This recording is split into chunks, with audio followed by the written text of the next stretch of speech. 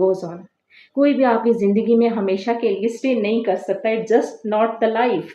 लोग आते हैं जाते हैं और उनको आना और जाना ही होता है। Nobody is gonna be there for you but only you.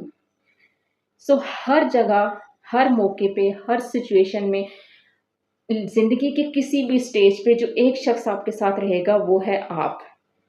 तो उस रिश्ते को जो आपको बेइज्जत कर रहा है, जो आपके लिए टॉक्सिक है, who is not making you feel enough, उस चीज़ के लिए अपने आप को सेक्रीफाइस करना बंद करें।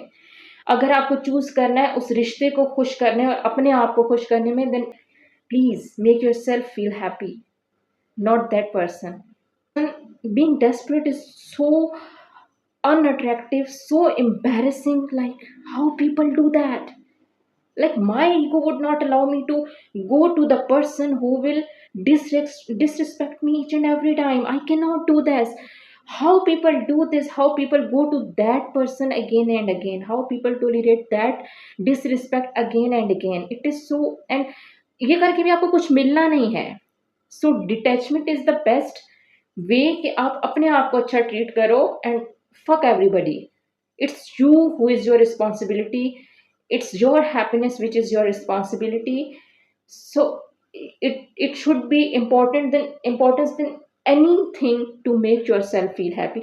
And being